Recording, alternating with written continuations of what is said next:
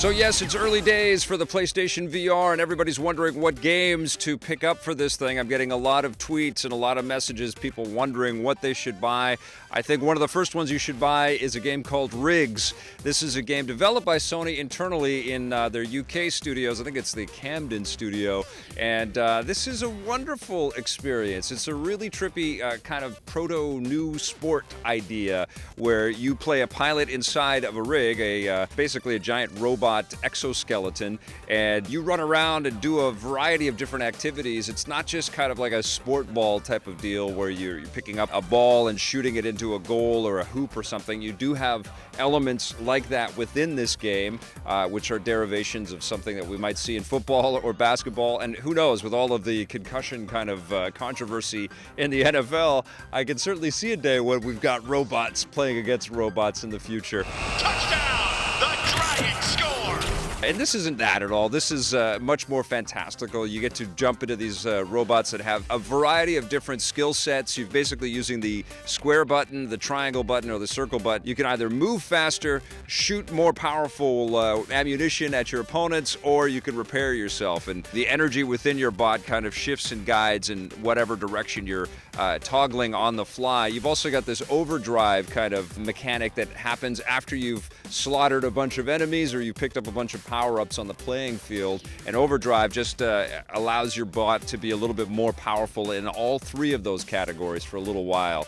It's an interesting dynamic. It almost kind of lends itself to the classic kind of space exploration games that we've played where you're, working on your shields or your propulsion systems or your weapon systems. It's kind of cool. And you have to do a lot of that thinking on the fly. And what's interesting about this game is how fast it moves. There are a couple of different ways that you can sort of position the camera, all of the targeting that you have to do, because primarily what you're doing is shooting at other robots and trying to knock them off of the playing field. It is sort of created with this idea that it's a sport, but you've still got a first-person shooter kind of attitude in this thing because you're taking out enemies to get them off of the playing field. You get some points that way, but depending on the sort of proto-sport that you're playing, you get more points if you score goals. But you do have to do a lot of shooting. All of the targeting is handled by your headset, so wherever you look is where you shoot. And you use the right trigger or the left trigger to do that shooting, and then you're reloading and doing things like that. It actually reloads on the fly, which is kind of cool. Pass complete for the Dragons.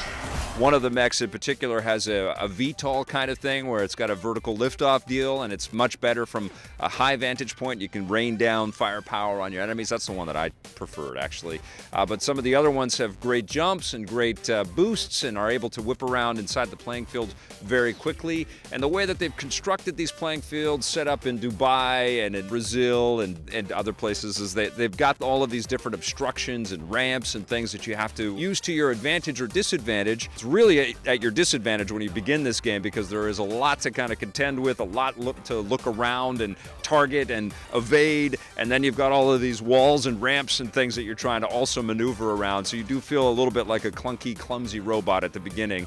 But as the controls kind of fade away and you've got a real sense of where you are and how to move and how to score, this game really kind of lifts off. And the fact that there's a strong multiplayer component and the fact that Sony has also built in all of this sort of extra fiction where you can, grab some sponsors and customize your avatar, and you even take these kind of victory plane rides or consolation plane rides at the end where you see your teammates, which you can pick from pools as well, and you got to pay them a portion of your winnings at the end of it. All of that stuff is pretty interesting. They went kind of deep on this experience. It's not just a super casual jump in, it's not Pong in VR. There's a lot more going on in this sucker, and I was impressed by that. I was impressed by the fact that you can customize your sort of winning animations. And then on top of this sport sort of mechanic, which combines, just straight shooting, a couple of different, derivations on classic sports that we know and love.